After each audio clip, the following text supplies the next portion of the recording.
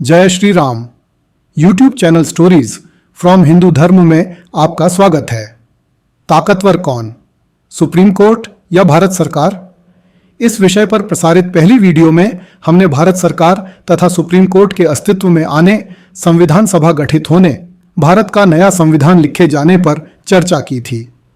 जवाहरलाल नेहरू के समय में यह प्रश्न कभी नहीं उठा कि ताकतवर कौन है, सुप्रीम कोर्ट या भारत सरकार। जवाहरलाल नेहरू जब तक प्रधानमंत्री रहे तब तक वे शासन के हर क्षेत्र में शक्तिशाली रहे।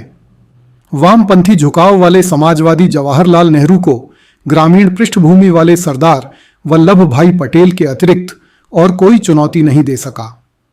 नेहरू के बाद लाल बहादुर शास्त्री प्रधानमंत्री हुए, किंतु उनकी सरकार केवल 19 महीने तक काम कर सकी। इस संक्षिप्त अवधि में सरकार तथा सुप्रीम कोर्ट के बीच ताकत का प्रश्न उठे, ऐसी कोई परिस्थिति बनी ही नहीं। प्रधानमंत्री इंदिरा गांधी के समय में न्यायालय एवं सरकार के बीच शक्ति संतुलन का प्रश्न कई बार उठा। इंदिरा गांधी जबरदस्त जननेता थीं, उनकी अपनी ताकत थी, अपनी एक सोच थी। सामान्यतः वे संविधान सम्मत ढंग से सरकार चलाती थीं, किंतु वे सरकार को मनमाने ढंग से भी चलाती थीं। इस कारण न्यायालय एवं सरकार के बीच कई बार ठनी। 12 जून 1975 को इलाहाबाद उच्च न्यायालय ने इंदिरा गांधी को चुनावों में धांधली करके जीतने के लिए 14 प्रकार से कदाचार का दोषी पाया तथा उनका निर्वाचन अवैध घोषित कर दिया। इंदिरा गांधी ने सुप्रीम कोर्ट में अपील की। 24 जून 1975 को सुप्रीम कोर्ट ने इलाहाबाद हाईकोर्ट के फैसले को ही मान्य रखा, किंतु इंदिरा गांधी को प्रधानमंत्री बने रहने की अनुमति दे दी।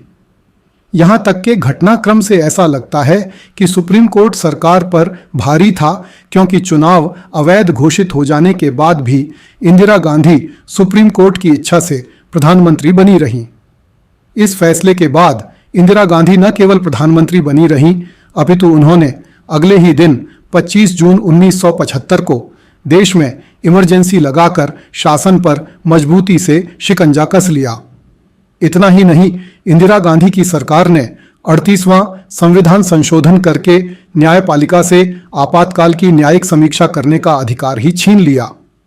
कुछ समय बाद ही इंदिरा गांधी की सरकार ने 42वां संविधान संशोधन करके कानूनों की संवैधानिक वैधता पर निर्णय देने के लिए सर्वोच्च न्यायालय और उच्च न्यायालयों की शक्ति को कम कर दिया।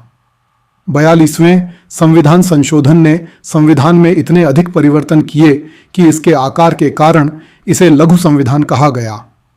इंदिरा गांधी की सरकार ने संविधान के कई हिस्से, जिनमें प्रस्तावना और संविधान संशोधन खंड भी शामिल हैं, बदल दिए और कई नए अनुच्छेद और धाराएं लगा दी।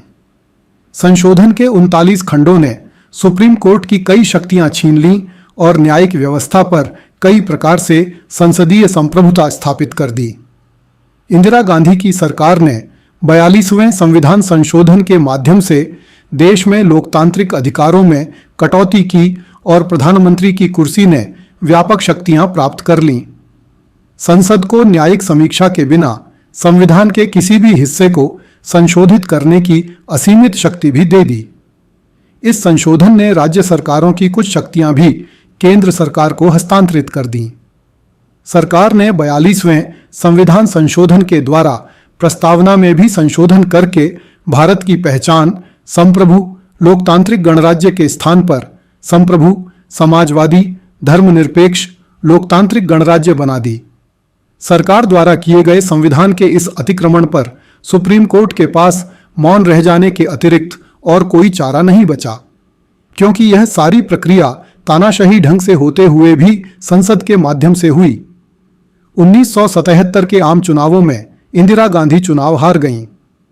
मोरारजी देसाई के नेतृत्व में बनी नई सरकार ने इंदिरा गांधी द्वारा किए गए संविधान संशोधनों पर हो हल्ला तो खूब मचाया तथा इंदिरा गांधी को जेल तक भेज दिया, किंतु इससे पहले कि मोरारजी की सरकार कुछ ठोस काम कर पाती, स्वयं ही गिर गई। 1980 में हुए मध्यावधि चुनावों में इंदिरा गांधी चुनाव जीतकर फिर से प्रधानमंत्री बन गईं। इस प्रकार 1975 में इंदिरा गांधी ने सर्वोच्च न्यायालय के जो अधिकार सीमित किए थे, वे फिर से बहाल नहीं किए गए और आज भी संवैधानिक रूप से इंदिरा गांधी द्वारा किए गए संशोधन अस्तित्व में हैं। इस ऐतिहासिक विवेचना के बाद एक दृष्टि अमेरिका पर डालते हैं, क्योंकि भारत के संविधान पर अमेरिकी संविधान की छाया है। अमेरिका में संघीय न्यायालय ही नहीं, प्रांतीय न्यायालय भी सरकार की तुलना में बहुत अधिक ताकतवर दिखाई देते हैं, किंतु वास्तव में है नहीं। वहां भी सरकारें ही ताकतवर हैं। संघीय सरकार तथा प्रांतीय सरकारें ही जनता की आकांक्षाओं की प्रतिनिधि हैं। अमेरिका में सरकार की ताकत का एक उदाहरण लेना पर्याप्त होगा कि अमेरिका के राष्ट्रपति को पद पर रहते हुए अपनी स्वयं की किसी भी गलती को क्षमा करने का अधिकार प्राप्त है।